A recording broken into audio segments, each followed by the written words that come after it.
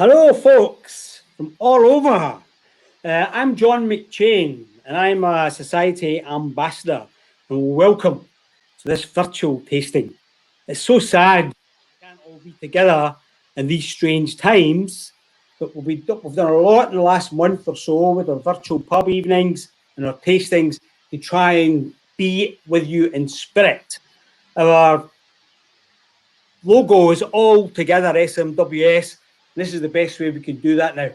I'm going to be doing the tasting tonight with my colleague Mads, and I'm going to let Mads introduce herself to you now.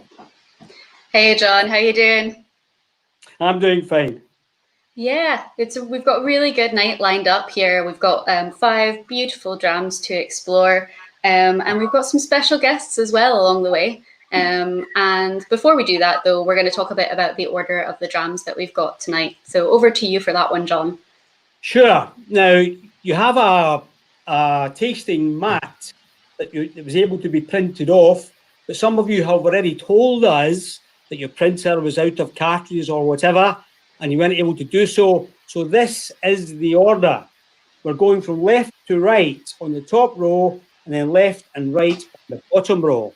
So it's 93 first, then 52, then 35, then 10, then 33. 5 different flavour profiles. And for those of you who love your peat and sherry casks, you are in for a treat. And I know there's a lot of you. But also, please let us know if you're looking in so that we can say hello. I know many of you from all over, and I would like to see and hear from you if we possibly can. So, Mads, what I was going to say, by the way, was that I know a lot of you are actually watching from Scotland. Indeed, there are. I can see them. Basking in 28 degrees. A record for Scotland in May. It gives the lie to the old Billy Connolly joke. Billy Connolly used to say, in Scotland, we only have 2 seasons, winter and June. So we shouldn't be getting this weather until Monday, you lucky people. So I know, but I think it's to continue a bit longer, John. It's to continue Tuesday, Wednesday even. So over to you, Mads, for the first introduction. Yeah, absolutely. So we're going to talk, first of all, about 93.129 for sharing with good company. And tonight is truly about sharing in good company. So we have recordings from our international team to introduce each dram. And the very first one comes from Olaf in Edinburgh.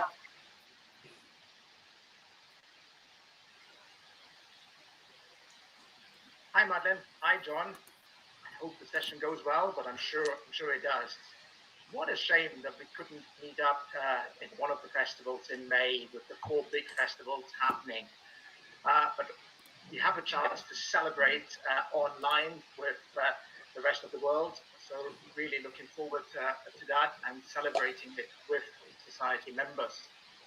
I had the chance of actually doing the virtual pub for the celebrating the retune called Campbeltown, and I was very delighted to do that and enjoy the fabulous whiskey which comes from Campbeltown. We've had a bottling here, the number 93 from the distillery, and it's 129th cask from that distillery. You can see the nice fancy label which all of those festival bottlings had. And it's got that wonderful title for sharing with good company. For sharing with good company. And that's really what whiskey is all about. It's sharing it. And it's 10 years old from a first fill barrel. And it's 57.9%. It's got a lovely color, 18 karat gold, I would describe that. With the sunshine as well, is wonderful. It's liquid gold, really. Liquid gold, that is. So, let's give it a nose. Fresh, sweet. Slice of melon, maybe honeydew melon. Very pleasing, very welcome. Just like all the people are in Campbeltown. So, I'll give it a try.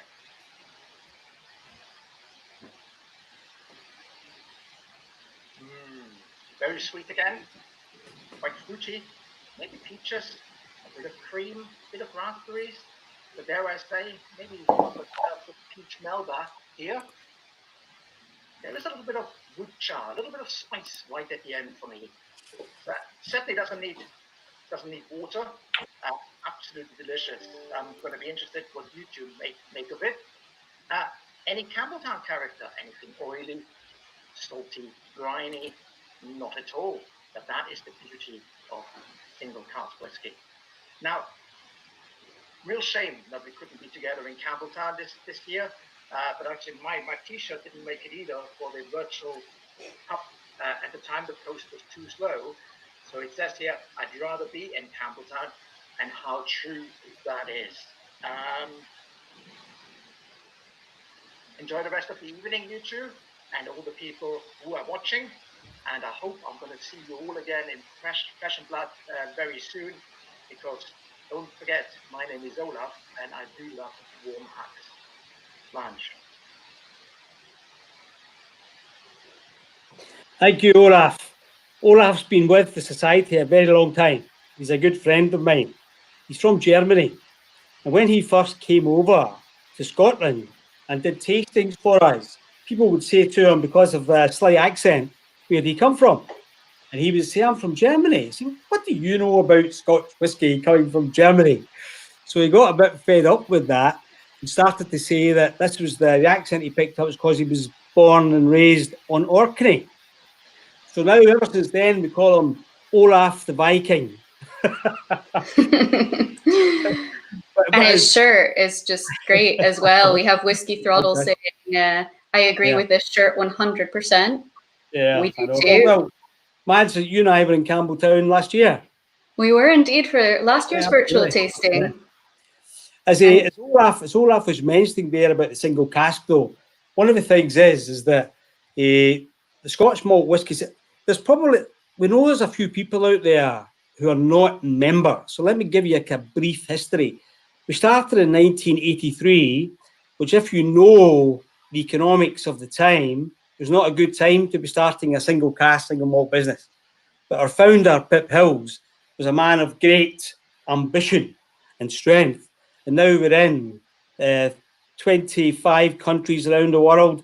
And we actually have developed over the years so that when we get the spirit from the distillery, we can kind of make it into different flavours ourselves by the use of casks, by extra maturation, and all the rest of it.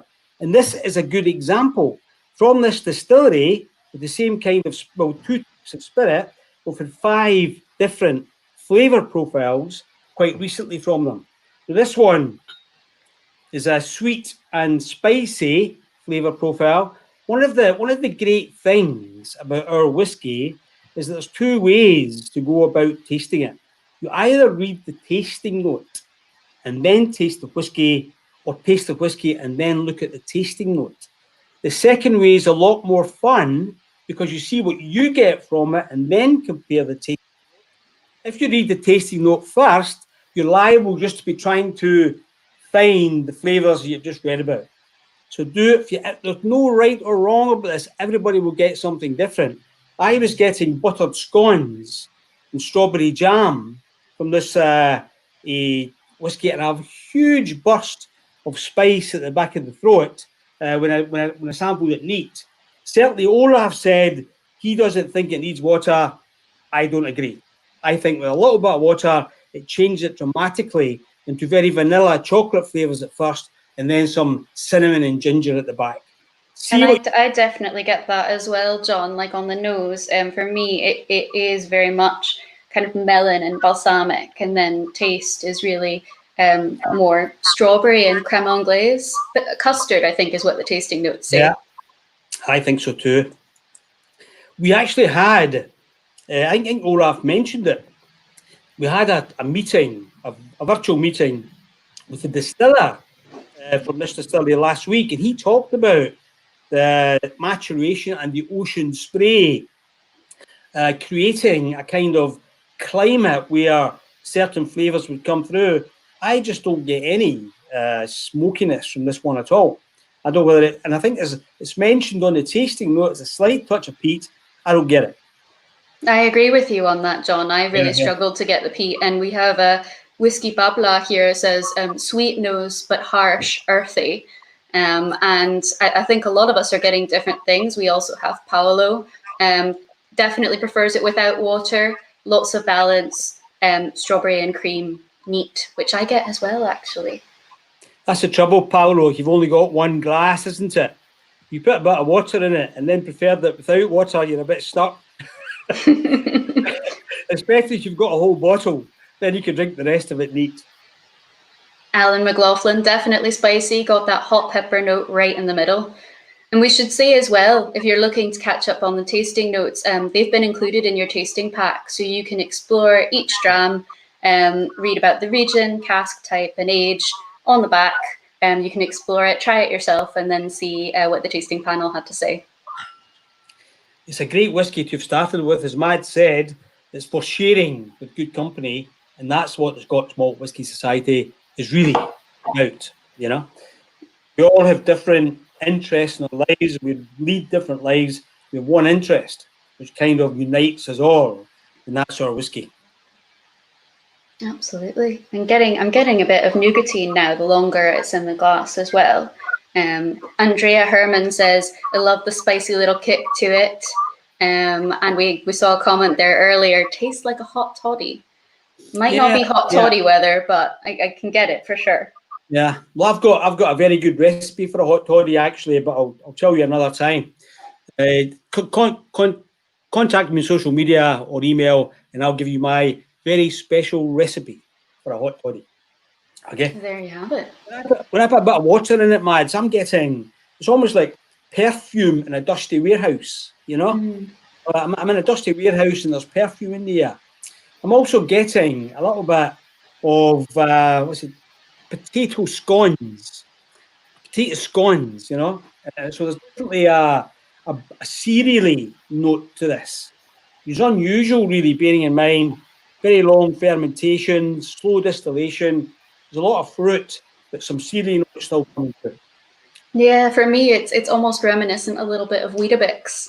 And we've got Alan McLaughlin here saying that he added about a teaspoon worth of water, the Ralphie measure, and it held up quite well. The nose exploded after that. So we'd be keen for anyone who has added water to see what tasting notes you've gotten from that. Absolutely. By the way, I was looking through some old newsletters, and you know that in January 1985, not long after the Scotch Malt Whisky Society was born, membership was £25 a year. Really? £25 a year. Wow. Translating that through years of inflation, today it would be £76. So we're actually 15% less now than we were back in 1985. But the most incredible thing is this. When we bottled 14.1, and can you imagine how much we'd pay for that in auction now? You know how much we sold it to members for? £20. Wow. You know, if only we had a time machine, folks, eh? I know. You'd go back, wouldn't you? Try all the drams. And thanks, Richard, that you're loving our drinks cupboards. We put out special bottles just for you tonight. Oh, yes, absolutely. Well, this isn't actually my drinks cupboard. I brought that down specially. I've got a lot more upstairs, I can tell you. Definitely. The wonderful thing about it is, I don't know if you remember, Richard, but every month there are new bottlings, new flavours, new things to discover. I always also like to look at the distillation date. Because if you look at the distillation date for on the 15th of July 2009, I just love to wonder what was going on in the world in 15th of July 2009, whilst this whiskey was being distilled so that we can enjoy it all these years later. Absolutely. And I think we'll just take another couple of comments before we move on to the next dram. We've got Raymaster 7482 with water. The typical Campbeltown character comes out a bit more. Definitely. Black Isle Beef has also said that if we had a time machine and we went back, the bottles would be so much cheaper. Exactly. Islay Whiskey Academy also, I thought this was your normal drinks cabinets. Bit of controversy there, John. Hi, Rachel. Good to see you. Piece earlier before this, actually. Very, very good storytelling. Great. Well, we'll take one final comment from Three Strings. Custard and grass on the palate for me, maybe a smidge of coastal notes. Indeed, a peppery kick on the start, but immediately mellows down. Yeah, I think that's... On you go, John. I think eventually these coastal notes come through, but I didn't get them at first, you know? It just shows you sometimes when you actually have a bottle in front of you, you pour two glasses and push one away whilst you drink the first one. And when you get to the second one, some of the flavours have developed. It's quite incredible, really, you know? Yeah, it takes time, and I think that our drams will continue to evolve throughout the evening as well. So don't feel like you drink all of the first one all at once. You can come back to it later throughout the evening, let it sit in the glass a while and come back to it. And with that being said, let's move on to the second dram, which is 50... Sorry, on you go, John.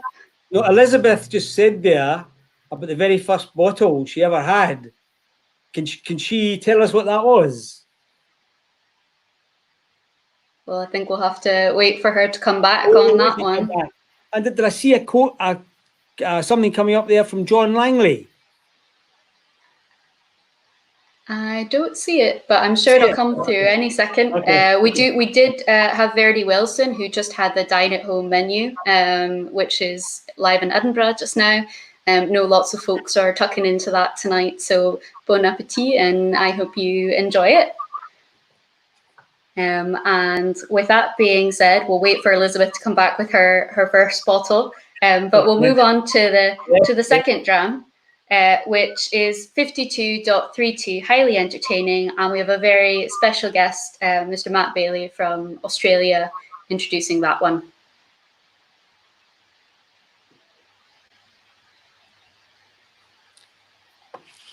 Hey, Matt Bailey here from the Scotch Malt Whisky Society in Australia. Like many members, I'm missing out on being at the festivals in Scotland this year. I'm missing out on hosting an Islay House like I did last year. I'm missing out on all the festivities around the society. Because I'm stuck here in Sydney, and I hope you're really enjoying yourself tonight. To all the members out there, I hope you all have a dram lined up this week as well. I've chosen 52.32, highly entertaining, a 12-year-old festival cask from this year, and it's a distillery based in Wick, and it has a rather appealing character to it. And it's one that I chose because I'm a huge fan of Oily and Coastal as a flavour profile. It's one that always captivates me, and sweet, fruity, and mellow, but oily and coastal at the moment because it's winter here in Sydney. I hope you'll raise a dram with me, have a great evening, and I'll see you all hopefully next year. Cheers. Cheers indeed, Matt. All the best, Matt. Matt was in Campbeltown with Mads and me last year. And Indeed he was. And if it wasn't for this virus, I would actually have been down there with him in Australia this month, earlier on, you know. So, all the best, Matt. So this is 52 from a distillery which is in the Highland region. And there's a Highland Whisky Festival now in May. And it kind of started the Highland Whisky Festival because a couple of years ago, Lonely Planet did a series on the best places to travel in the world. And the Highlands was number 5 in the world. Fantastic. So this is a whiskey from that region. Very, very unusual distillery. And you know that this town, the town where the distillery is based, had prohibition longer than the USA. Had prohibition from the 1920s till 1947. You couldn't get a drink in this town. Isn't that terrible? Terrible. You could get lots of herring, but you couldn't get any whiskey. I mean, herring is pretty good, but I'm not sure it quite matches up to whiskey. Here's Elizabeth coming back with her first bottle. Sorry, I only remember it was Tasting of Green Apples. She joined in 2007. Okay. So we'll go and figure out which one that was. Yeah, okay. So for me, John, I don't know about you, but with this distillery in particular, I always get a fair bit of kind of sweet salinity, which I think Alan has just hit the nail on the head. And this is the sea. I love this smell. Absolutely. For me as well. And I'm getting minty sea breeze as well. Perfumed sea breeze, you know? Almost a bit herbal. I think for me, I get like samphire and saffron, lemon butter mayo, and lobster actually as well. Strangely. Well, actually, I was going to say I was getting Lochfine oyster bar when I actually whiskey, you know. And the distiller a few years ago actually said everything is born from the sea at distillery. So it's another example of where distilleries and whiskies that mature the whiskey by the sea often say that there's no science in that, but they often say that there is a sea-like quality to the whiskey, which a lot of people absolutely love. And Nikki's getting both of our tasting notes, menthol and samphire. I also really love this comment from Paolo. Lovely nose. If sand has a smell, this is it. Seaweed, salt, prawn, and a bit of golden barley. How true is that? The sweetness just comes right through at the back, doesn't it? Absolutely, yeah. It comes through the back. After the salinity and the peppery flavours, the sweetness comes through at the back, no doubt about it. Stuart Harvey also, who was involved at that distillery, said the massive reflux in the wash still captures top-end esters, but also leathery notes, making it fragrant and oily, but still a bit heavy, you know? Yeah, I definitely get that. There's a wee bit of a chili hit as well, I think. You get some coarse sea salt, more salinity. Pichamosa, menthol, sea breeze, definitely. I think one of the wonderful things actually about single cask and even extra matured single cask is that, you know, you're trying to get the house style, you know, which is always should come through, and also the flavours that have developed in the wood. The wood doesn't actually add that many more flavours as some people suggest. It helps you develop the flavours that are already there after distillation. And different types of cask can bring that to you. So if you're able to taste some society casks in the same distillery but matured differently, you still get the distillery character running through all of that difference that the cask has created in it. You know, it's just a wonderful experience. Absolutely. And I think we're all really enjoying the salinity of this dram. Black Isle beef is getting the saltiness from it. I also really like this comment from Whiskey Babla saying coastly with light pepper, vanilla, sea breeze, and a bit of wood in the back, fruity palate, and some leather as well. Which I think yeah. This is one of my, I mean, I know I'm here now on this tasting. This would be one of my favourite drams I've tasted for a long time. This 5232, you know, really fantastic. It's got such great balance between the saltiness and the sweetness, you know, all happening on different parts of the palate, I believe. We've got a comment here from Catherine saying that Michelle is tasting tonight as part of her lockdown birthday present. Happy birthday to you, Michelle. Hope it's been a great day. And if you're celebrating a bit later, I hope it'll extend itself a bit longer. Absolutely. Very happy birthday, Michelle. Fantastic. Yes. This one was distilled on 24th of March, 2007. Yeah. Something I just love these distillation dates because they maybe be an important date for you in your life. You know, a birthday or a wedding or a birth or something like that. And it just gives it that extra little thing.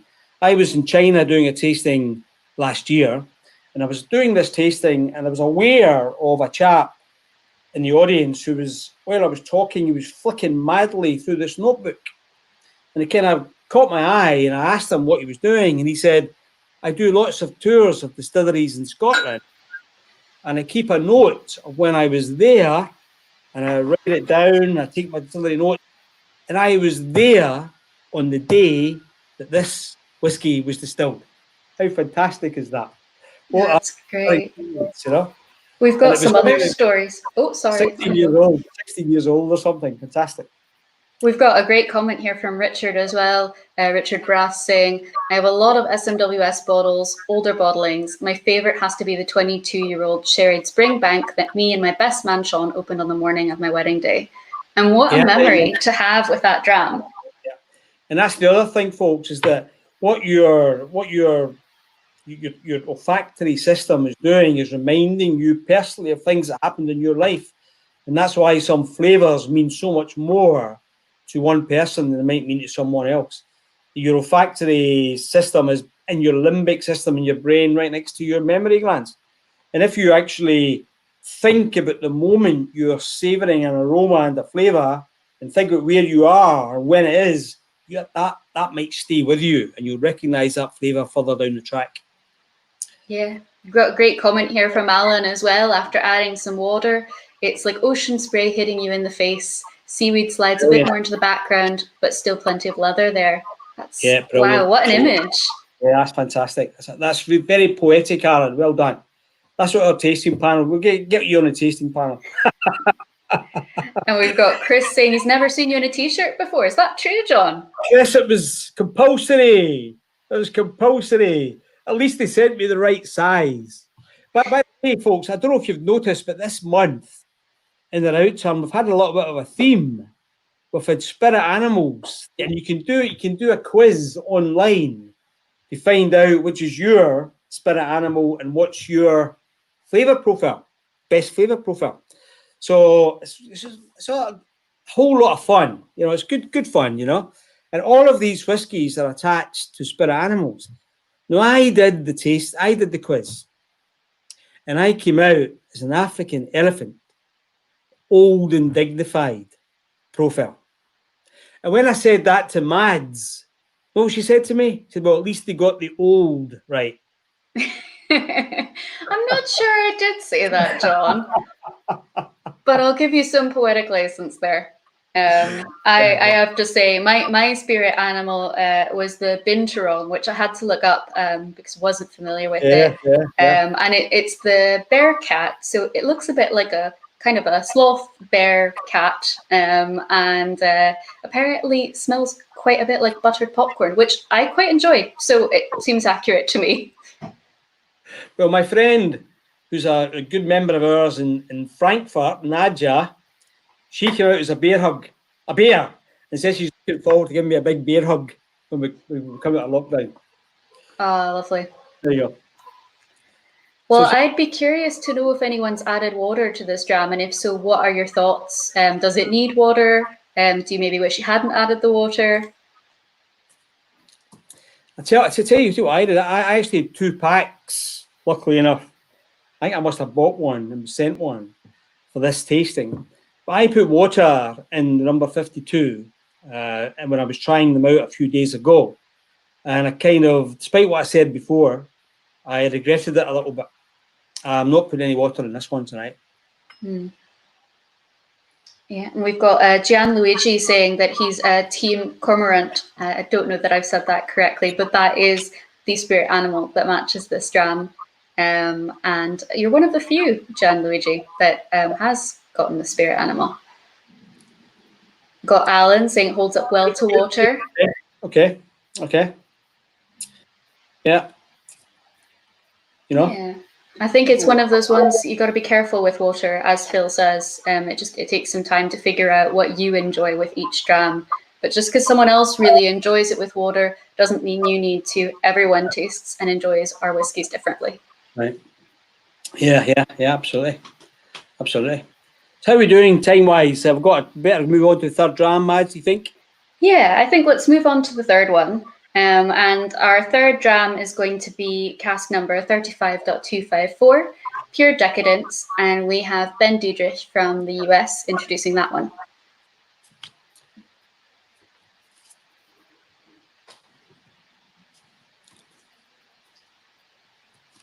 Hello, John and Mads. It's Ben here from the other side of the pond in America. Good to see you're both doing well. I, like so many society members, are bummed to not be on Islay at the moment to celebrate But appreciate the virtual tastings, and these just online engagements have really kept us connected as a society, which brings me to the point. You can see I'm out here enjoying a little bit of fresh air amidst this crazy lockdown, been a much needed sort of breakaway. And I'm not alone. I also happen to have this lovely little dram in front of me. This is cask 35.254 of pure decadence, just a lovely, bold and spicy deep rich and dried fruits dram for society members in the US, where I am. You may not be familiar with this one just yet. Unfortunately, it hasn't hit our shores, but will be coming very soon, and I'm excited. So great to see you're both well. Slanja. And Slanja Ben, thank you very Thank much you, for Ben. that. Thank you, Ben. Look at the wonderful colour. Yeah, it's beautiful, isn't it? What I often like to do, actually, before I even sip the whiskey, is just have a wee look by twirling your glass and having a look at the legs and the whiskey, because you can often tell by the legs what the ABV is. Look at that one. It's obviously 63.9. Yeah. Only joking. But it's still a good view anyway. The colour's good, and the visuals are good before you even do the tipping. But this is from a distillery which once was a cousin of ours, although no longer. So they've really kind of exploded in the last. My cousin and me under the same ownership, but we are no longer. We're now independent completely again, and they've now exploded as a single malt. But we've always worked with them because they've always had fantastic casks to play with, and now we get the new make spirit and we play as well with those casks to try and get different flavours. So this was sherry, and then put into a new oak puncheon, charred. So you're going to have that double effect on the flavour. And what are you getting on the nose, John? I'm getting stewed sultanas, brandy cream. Well, I was getting peach syrup, poached red fruits, and 121 Dark Mark is getting fudge, almonds, and vanilla. And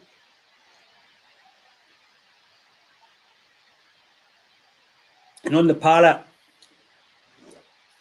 rum cake with lemon and lime. Yeah, you're right. Peach leather, yes. Definitely a bit of cinnamon in there for me as well. Oh, definitely, yeah. Good one. Yeah. Deep, rich, and dried fruits flavour profile. And this is for Raymaster. This is the first time he's having a 35. So welcome to the Distillery 35 Club. Good.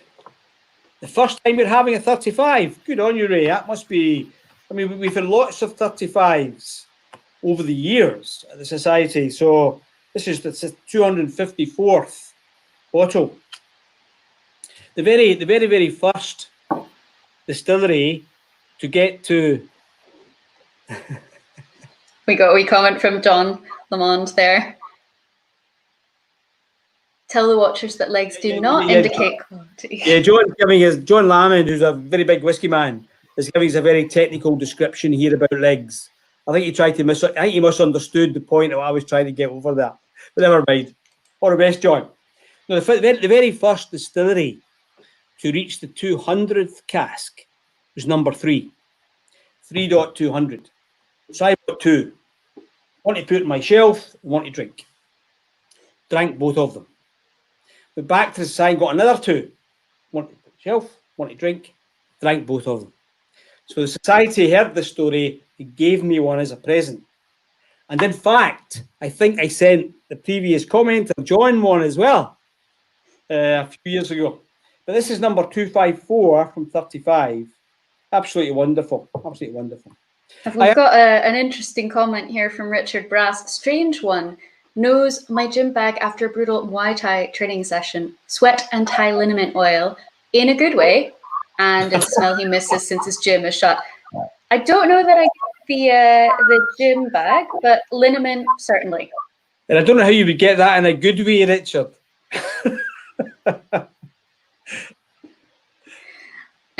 Paolo's got cloves and some sort of bubblegum sweetness, reminds him a bit of rye. And we've also got a really great comment from Norman here. Fruit and wood, vanilla, pepper, some marmalade, and wood, light pepper, spice, walnut oil, quite dry. Yeah. So how's everyone feeling about this dram? Have you added water to it? Are you drinking it neat? Tell us in the comments. What do you think, John? Does it need water? I think it does. And with a bit of water, I wrote down Tunnock's caramel wafers. And that wouldn't mean anything to many people outside Scotland. But it's a biscuity, chocolatey type of. I think it's definitely thicker and creamier with the water. Definitely cinnamon, drying on the back, but sherry trifle and vanilla for sure. Trifle, I definitely get that. And Martin Smith says, this is the best so far. Wonderful. Drinks dangerously well at a high strength with those dark fruits. Outrageous. It is quite decadent, isn't it? Which matches the title really well. I think it's fantastic as well. I just wonder where I would sit between number 2 and number 3 being the best. I think I'd probably go for number 2, actually. I actually think, at different times of the day or different parts of a dinner, they would actually suit, the different times. You would prefer one to the other, given depending what you might be eating at the time. Yeah, and we've got Matt de Morales saying, this is excellent, and I don't usually like sherried whiskies. Oh dear, there Matt. I hope you like sherried whiskies. And Paolo's come back with some of his tasting notes, which are great. Brandy-soaked raisins, oak staves, warm pears with cinnamon, dark honey, and a hot toddy. We've got that hot toddy note coming out again. Was that you? Did the first hot toddy note, Paolo? You're obsessed. I think we've had a few people with hot toddies, yeah. although I don't think it's particularly cold anywhere just now. If I give you all my hot toddy recipe, I can make myself a millionaire. Okay? We'll have to share it, John. We've got a comment here from Mickey as well saying the spice intensifies on the palate with a drop of water. I get that as well. I've just added a wee bit of water. Mickey, good to hear from you. And in terms of favourite drams, so far we've got Whiskey Babbler with his lineup. So he's said 52.32, 35.254 and 93.129. Okay. So definitely tell us which order you drink these in and rank them. Tell us your favourites. What I always find is fascinating during a tasting is I always ask people which one they preferred as we go through. It's always amusing when I ask them after the first dram which one they preferred. But obviously as we go through, they can develop a favourite. But sometimes when you get to the end, that all changes, because your palate is changing, and sometimes people are going back to whiskey during the course of the evening, so it can be a very, very movable feast. That. Yeah, and I think it depends on the weather as well. And I tend to prefer different drams, whether it's hot or cold. I tend to prefer peated drams when it's a bit cooler. But we'll see how it goes tonight. I'm not sure I have a favourite just quite yet, so I'm going to wait until we finish all the drams and then pick my favourite. Certainly so far, I'm torn between the second and the third. But we'll see how it goes. Cracking drams. We've got some great comments as well. We've got Deborah Van Woudenberg. Love this one. Opens even more with some water, red fruit and a bit of wood. Yeah, the wood is there and the red fruits. Totally get that. Yeah. And Mickey Plummer's got a cigar, which is a lovely wee treat for a Friday night. Mickey Plummer's got a cigar. That's fantastic. I'm having one in about half an hour, I think. Absolutely. Well done, Mickey. Well, I think I'm about ready to move on to the next dram, if you are, John. Yeah, sure, yeah, absolutely. So next up is 10.190, Make Moyne a Devil, and we're going to have that introduced by Takahiro Hashimoto from SMWS Japan.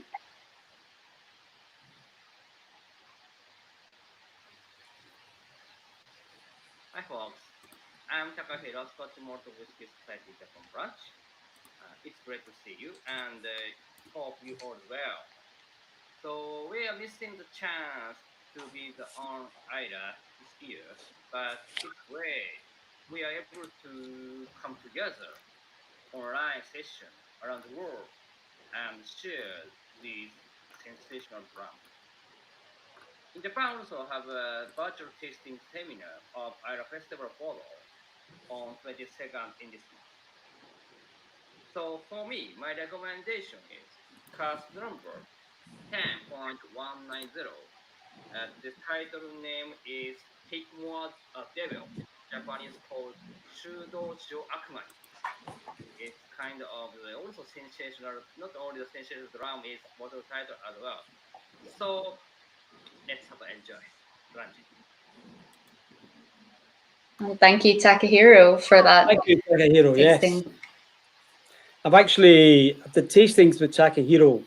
I'm always fascinated by the situation where I'm doing a tasting and he's translating for me for audiences that don't have English.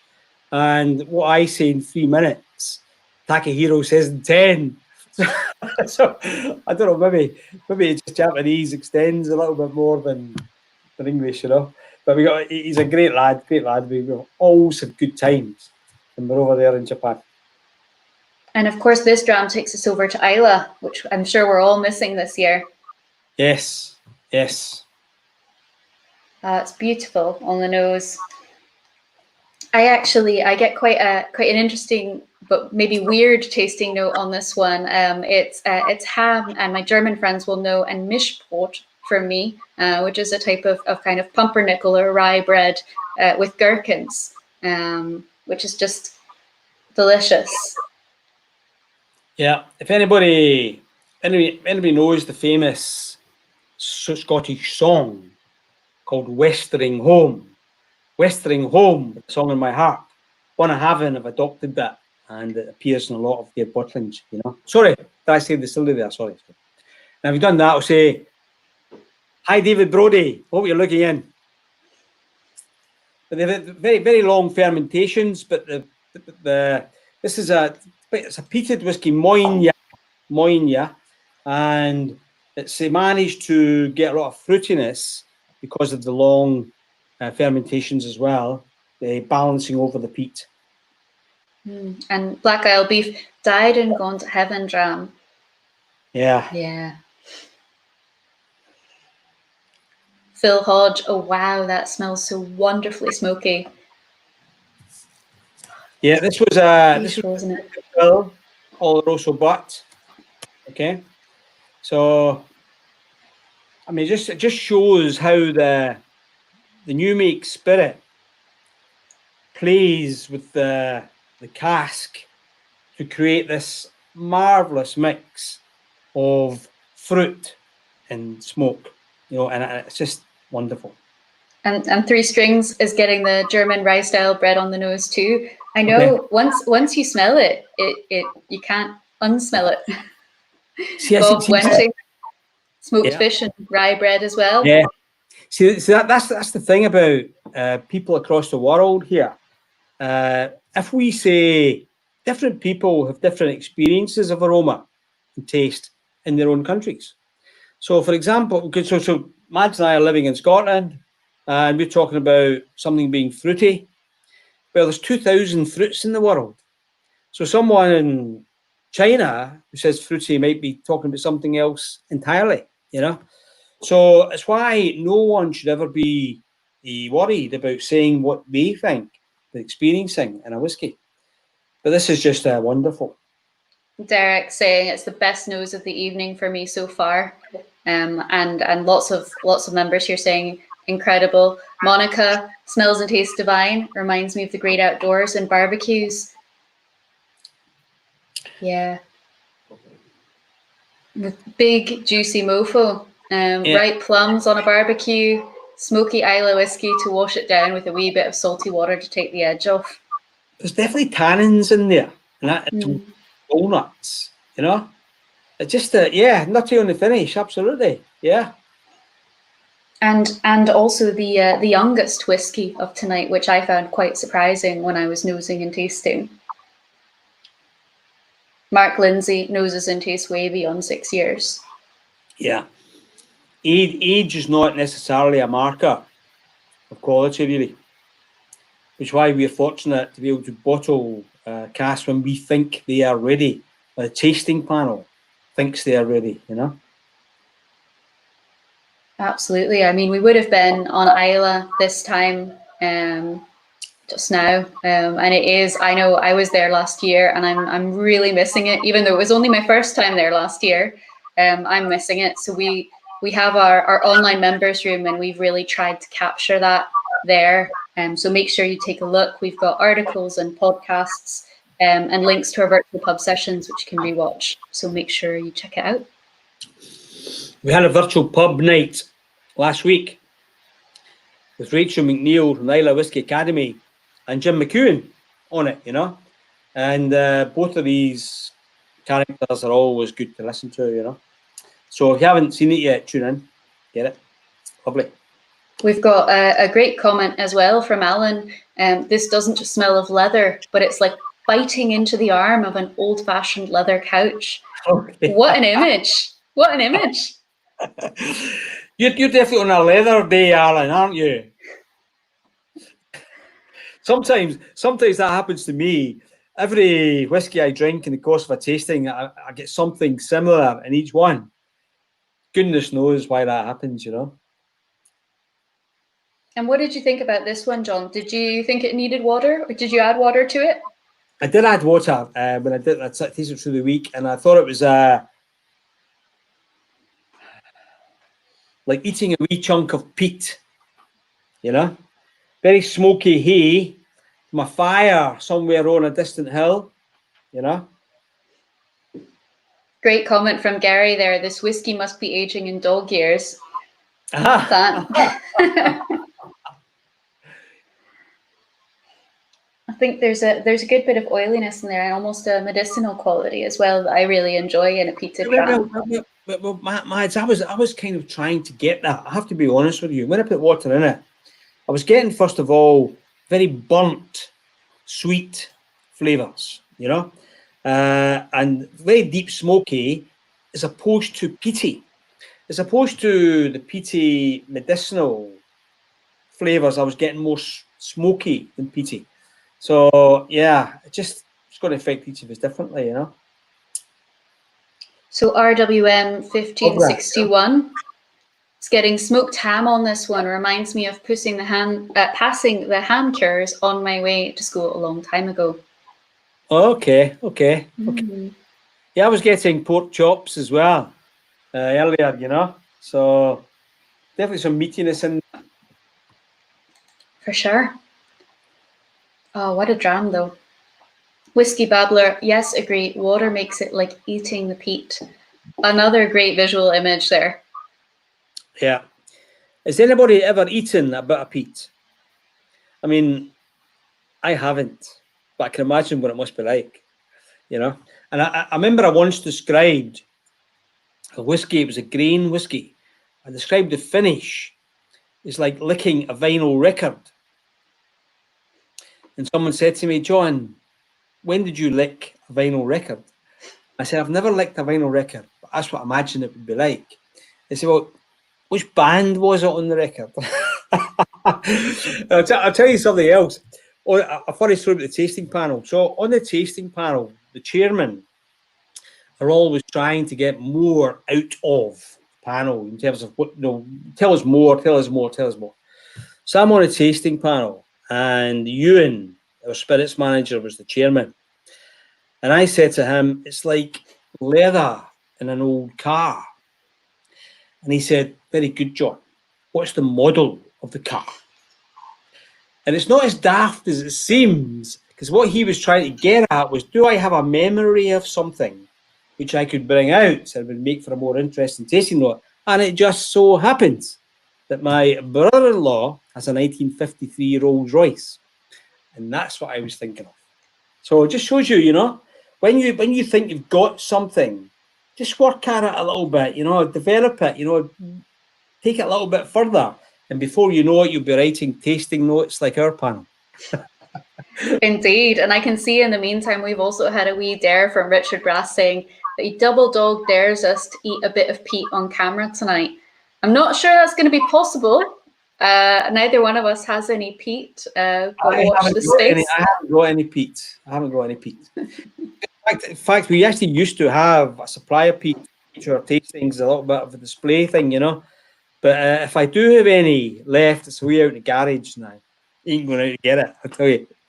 But nice there. And we've got a record reference as well with Raymaster 7482. Would be appropriate to lick a Rolling Stones record. yeah, I know. The daft things that you think of sometimes with tasting notes, it's really, really good. It's all linked to memory, though, isn't it? It's all linked to me, but it's all linked to, well, a lot of it is linked to memory. You know, you can't say that everything is linked to memory because you'll get new flavours and aromas coming through. But some of the things that you just think of when you're tasting a whiskey or sipping a whiskey will be very personal to you. And maybe I've heard this from big names in the whiskey industry who tell me about things they remember when they were camping at 9 years old, and this whiskey's brought it back to them. It's fascinating. See, the thing about it is that science can't explain all of the flavours, the aromas, where they come from, why they exist. It can explain part of it. You can talk about the processes in a distillery and why they create certain kind of shapes of flavour. There's no way you can narrow it down to see every single nuance in that whiskey comes from this or that. So it's still partly some science in terms of the flavour creation and some very personal emotion, you know. And the whiskey, I really think whiskey, for me anyway, I don't know how you guys feel, but whiskey for me is not just a mechanical thing. You know, swirling and sniffing and sipping for me can be very emotional because certain whiskies will take me back to a moment in time or a place in time. I love it. Oh, you're so right, John. And for me, although I haven't opened it yet, that Glasgow bottling is the one for me. It's just the kind of anticipation as we were gearing up to open the venue, and then we were trying it on the opening night. It just, for me, that's the excitement of that night. And I've seen a few comments coming in about the opening night and the venue being open again. And we can't wait. I mean, I'm based here in Glasgow, and it's one of those things we can't wait until we can open again and share some more drams with you. Absolutely. All over the world, really. We're waiting for our partner bars to be able to reopen. I was talking to our Singapore branch today, and they are planning and have organised a festival on the 14th and 15th of November. So they're confident by then they will be able to hold that festival. So let's hope that things go well enough that we can start looking at these kind of events opening again all over the world. And Sean, don't talk about opening night. I loved it and I miss it. We do too. We were both there, and we just can't wait until we can open again. I'll tell you what, folks. I'm from Glasgow, so I was just so excited about the fact that we were opening in Glasgow. So it kind of captured my heart a little bit. We've got some great comments as well from Alan, just about whiskey. Definitely a memory thing. People, environment, whiskey shared is just the best thing, and that is the whole point of this tasting. You've said it right there, Alan. Is this whole idea of all together SMWS, us coming together and enjoying these drams and talking about what we experience and get from them, because we are our community. Every month with a new outturn, during the course of that coming month, our members gather and talk about the whiskies and what they're getting from it. And you know, like some of our members have got friends who they met in the venues, and they're lifelong friends now. It's fantastic. We've got lots of that kind of experience. It's great. whiskey in Scotland, whiskey's always brought people together. It's always been used at times of great celebration or great sadness, you know. So it's a great bringer together of people. We've got a question here from Peter before we move on to the next dram. Do you eat or drink something between your drams to cleanse your palate? So I'll answer first. For me, I will sometimes have a sip of water in between. I know some friends of mine prefer oatcakes between whiskies. John, what approach do you take? I don't. I just drink water. I just have a little sip of water between drams. I'm not really a big fan of oatcakes and biscuits and all that kind of stuff, you know. I mean, it's sometimes wonderful to have a range of whiskies through a whole dinner, 5 or 6 courses, and we do that in some of our venues, you know. But as a general rule, I'm happier with a sip of water rather than starting to eat biscuits and stuff. But lots of people like it, you know. Lots of people like it. And there is no one approach. We all experience these things differently. Yeah. Well, I don't know about you, John, but I'm ready, I think, to move on to our final dram of the evening. Yeah. Okay. So our final dram of the evening is cask number 33.139. You would not believe. And we have a brief introduction to this dram by Freddie Chang from SMWS China.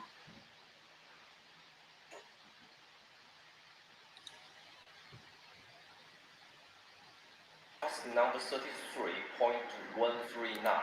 The name is You Will Not Believe Is. Yeah, I will not believe I'm trying it now. First of all, it's good nose. It's quite a typical South Island coast type, and like the texture of your nose, sweet top, and like an orange peel and dark chocolate and a little bit dark chocolate. Now let's step 2, palate.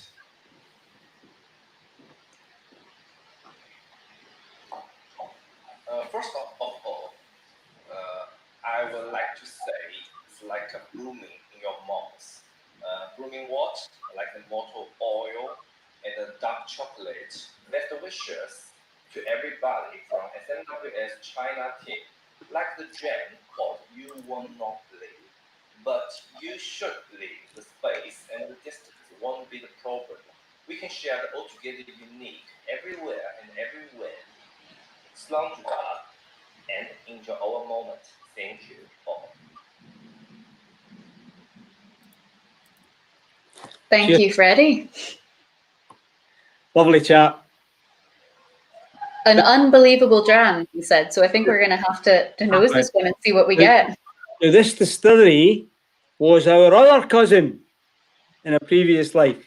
Okay, a big Islay malt. Now, what was fascinating, actually, when you think about it, folks, out there, is that Kalila, Lagavulin, Lafroig, and Ardbeg, 4 distilleries in Islay, basically kind of use the same peating levels in their malt, and they've all got the same method of same equipment to process it with, and they all can be done very differently.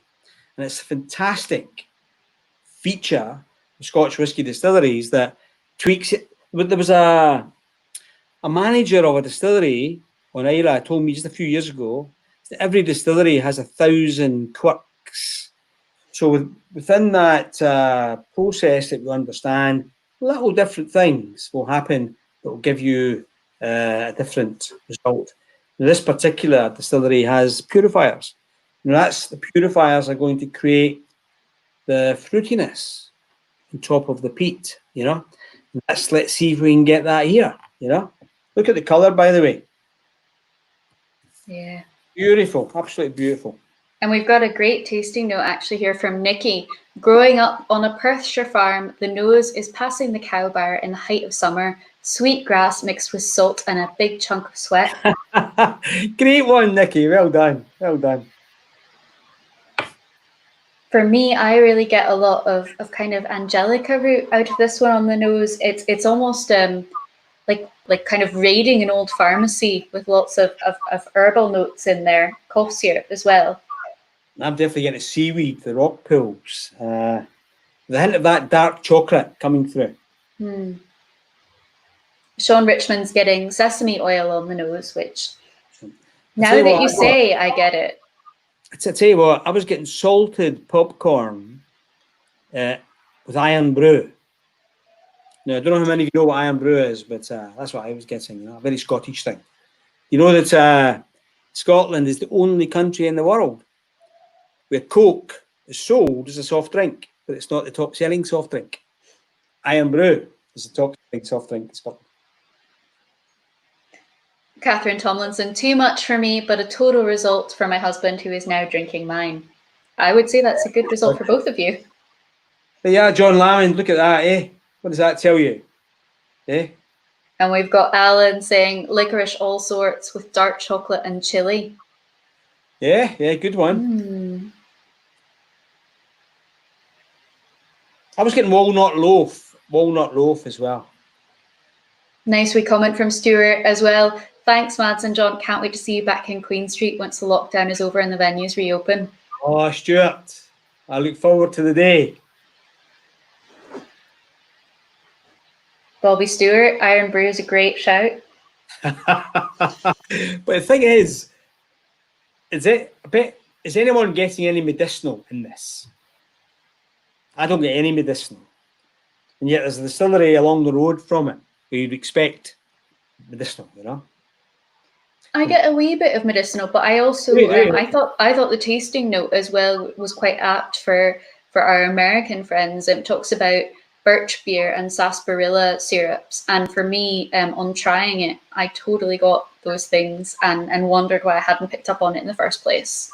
Yeah, well, that is called overshadowing. See, if you what is happening here, right? The same as happening in any tasting. If you're wondering what it is you're experiencing and can't actually put it into words, and somebody over there says, "Oh, that's that bitter lemon," you go, "Yes, that's what it is," and that comment drags you in, and you think that's what it is. So it's best that, and that's what's happening here. Some people are saying, "Yes, we're getting that." There's no harm in that. That's just part of the enjoyment of being with a bunch of friends and talking about these whiskies, which we do often here. So don't worry about it. But, you know, sometimes it's nice to be, if you happen to be on your own, just trying to suss it out what you're actually getting and then look at the tasting note. It's a lot of fun. But the other way is a lot more fun, being with a bunch of people, you know. Got another really good comment from Paolo as well.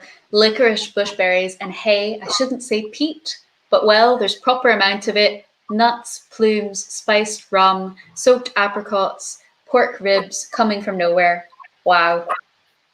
Yeah, it's a cracking dram. Of all the countries in the world which have a lot of peat on their land, per acreage, Scotland is 17th in the world. So we have a lot of peat, you know. And different peats in different parts of the country make a difference to the flavour. Fascinating, depending how the peat is developed over thousands of years. What do you think about this dram, John? Did you add water to it when you tried it?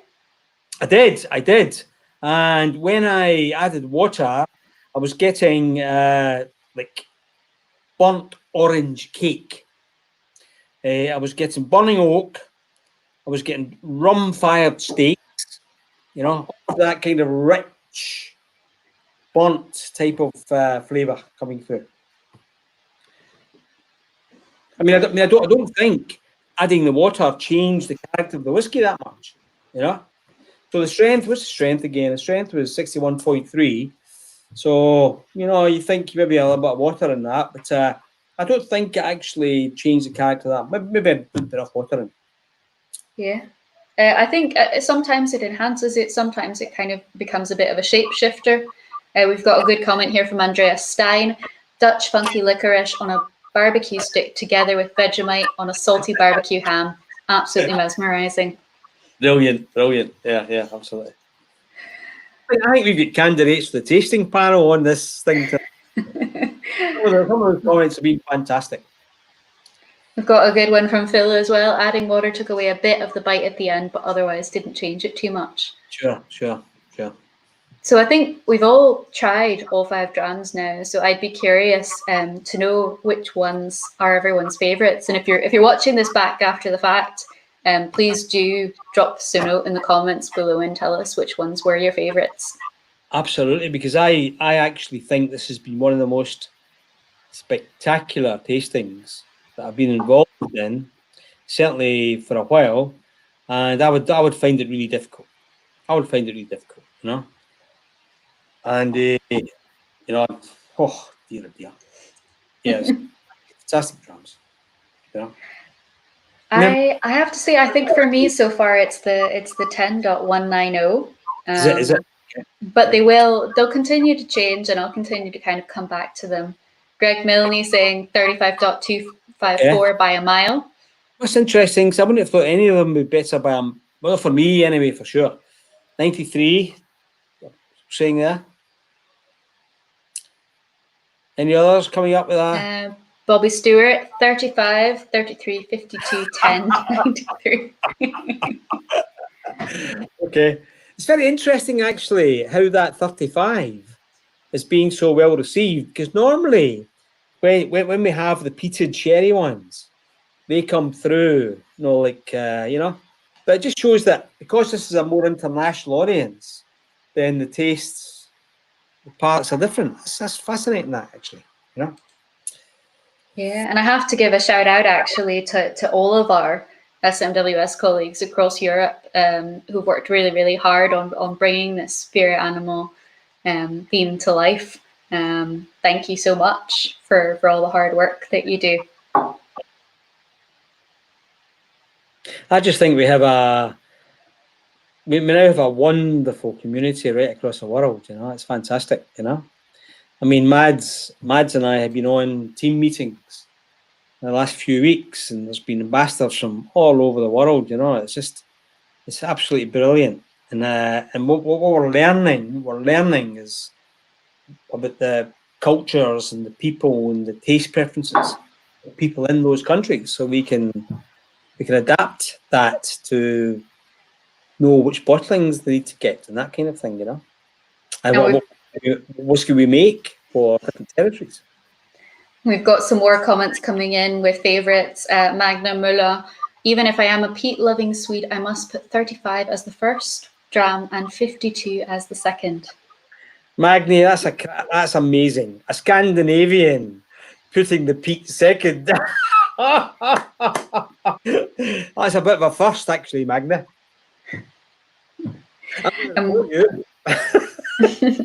We've got my dad actually commenting, saying that he likes the 10.190 and the 33.139. You're always on the peaty ones then. Yeah, must be genetic. Yeah, absolutely. Alistair, membership. Good to hear from you, Alistair. Lovely to see you, Alistair, and thank you to everyone who's taken part tonight. Yeah. I tell you what, folks, I'll just wrap it up. And people are always on about the price of the prices going up in whiskey generally, not just ours. But let me give you a little quote from our founder, Pip Hills. This is from the winter 1994 newsletter, okay? As you know, we go to great lengths to keep the price of whiskey down as much as possible. But because of the nature of capitalism, to which there seems to be no alternative at present, we do have to charge you for the stuff. Well, as from the date you receive this newsletter, things will have changed, and we're going to give it away. And that was because Pippin managed to strike a deal with United Distillers to get loads of samples of Glen Ord, so that our members could try it and report back on what they thought of it, you know. So there's lots of great stories like that. And I understand, actually, that we are working on building an archive back to include all that kind of stuff from way back, but you might be able to enjoy once we manage to get it digitalized, you know, in the future. At the moment, you can look at previous news lines, but not all the newsletters from before. So it's a great history. Yeah, see you, Paolo. Yeah, thanks for that.